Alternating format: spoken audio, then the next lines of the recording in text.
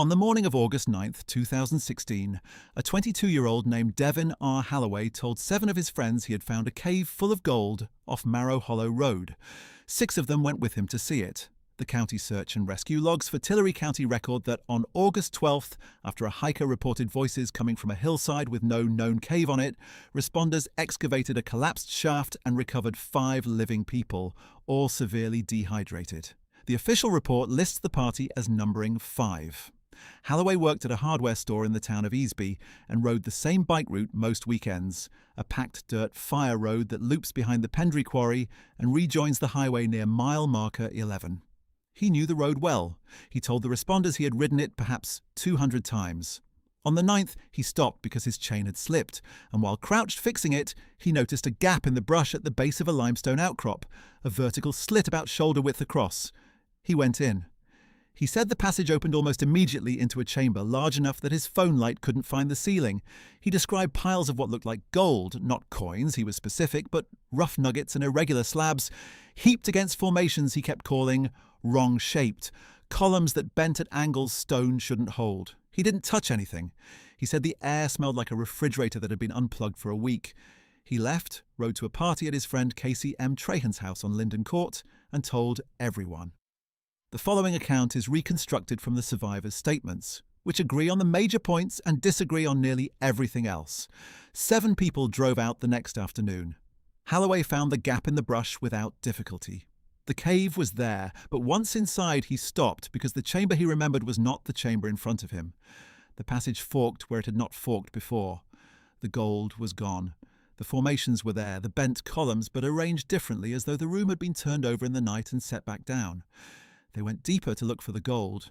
This is the part every survivor describes the same way, in nearly the same words, and it is the only thing they fully agree on. The way out was not where they had left it. A wall stood where the entrance had been. Solid limestone, dry, undisturbed, no seam. Trahan filmed it on her phone. The footage was recovered. It shows a flat rock face, and Halloway's voice saying, very evenly, "We came in through there." There is no opening. What happened over the next 2.5 days is difficult to time because at least 3 of the phones died and the rest stopped agreeing with each other. One survivor, Marcus D. Eilert, told investigators his phone clock jumped backward 4 hours twice. The passages, all 5 surviving witnesses insist, changed when no one was watching them. A tunnel they marked with a torn shirt would lead nowhere. The shirt would later be found down a different tunnel they were certain they had never entered. They began travelling in a tight cluster, refusing to let anyone walk behind. The argument started on what they believe was the second day. Old things. Trahan and a man named Pell had dated. That surfaced. Somebody was accused of hiding water. Somebody was accused of leading them in circles on purpose. Eilert said, and I am quoting his statement, "We stopped being scared of the cave. We started being scared of each other. That was the trick of it, I think." Here is the detail the report could not resolve. 7 people went in, 5 came out. The 2 unaccounted for are listed as Devin R. Halloway and a woman named Sarah K. Vance. But when investigators interviewed the 5 survivors separately, all 5 described the full group, the arguments, the rationing, the marking of tunnels, and not one of them mentioned Halloway or Vance at all. When shown the party photographs, each survivor identified 5 people, themselves. They did not recognize the other 2 faces. They could not explain why they had driven out to a cave none of them had heard about, or who had told them it was there. Search and rescue never relocated the shaft.